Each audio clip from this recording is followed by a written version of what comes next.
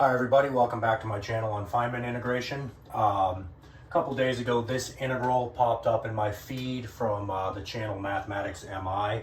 I use a lot of the integrals that I find on his channel and solve them using Feynman integration.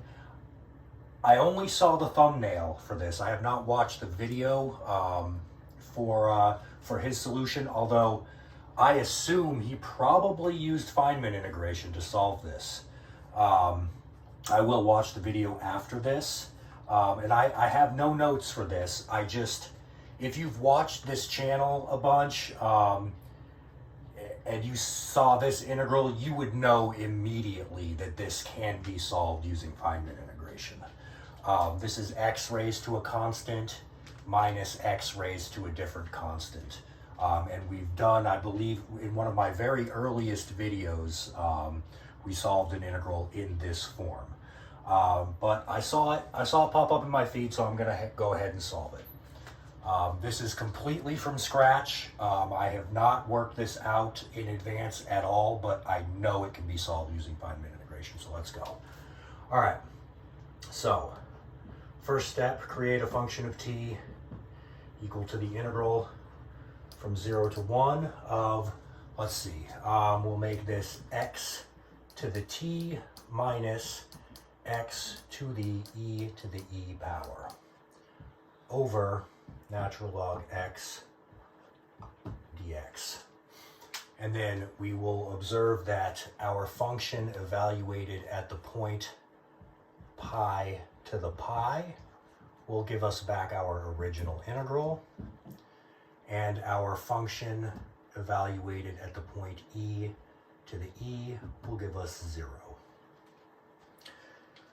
You should have no problem seeing that. Next step, we're going to take a derivative with respect to t by using the Leibniz rule for differentiation under the integral sign.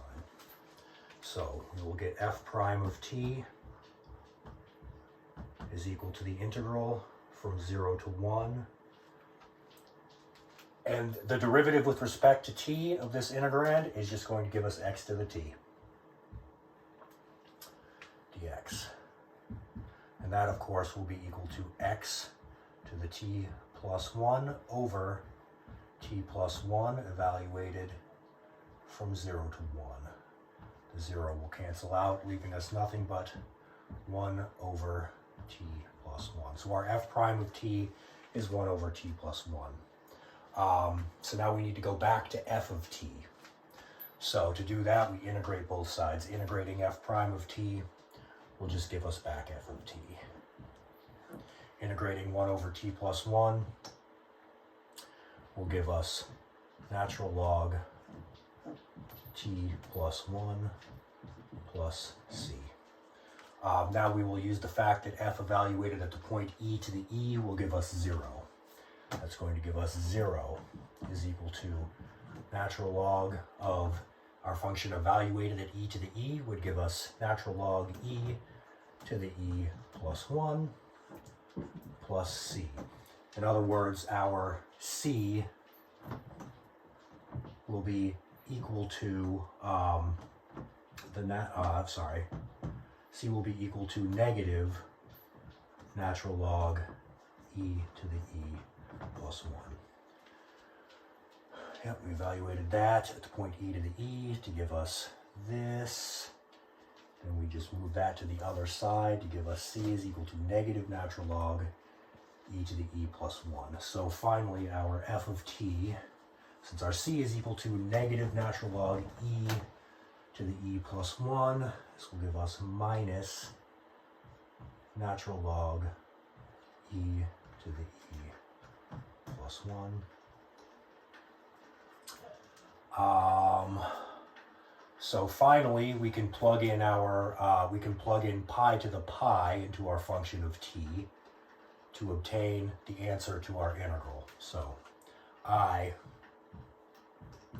is equal to natural log of f evaluated at pi to the pi, which is, let's see, that's going to be pi to the pi plus 1.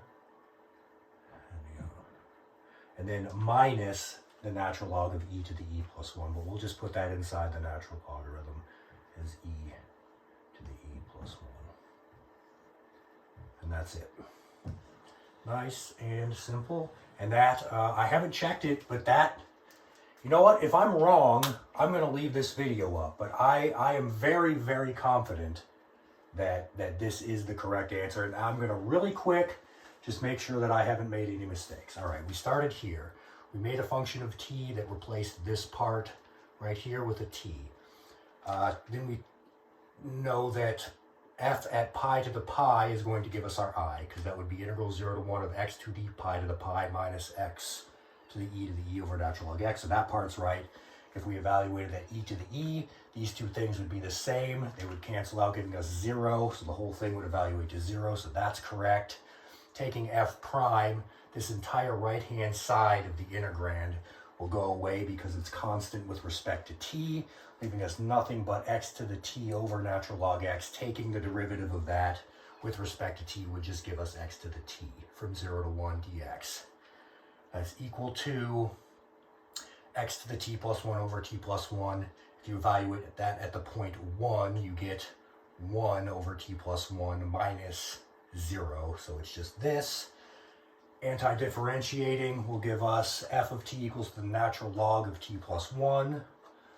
And then we would have plus c, but we figured out c is equal to negative natural log e to the e plus 1, because if you evaluated this at 0, at e to the e, you would get 0. So that means 0 is equal to natural log e to the e plus 1 plus c. Yep, that part's correct. And then we just simply plug in pi to the pi to get I. So I is equal to natural log pi to the pi plus 1 over e to the e plus 1. Yeah, that is 100% correct. Hope you enjoyed that.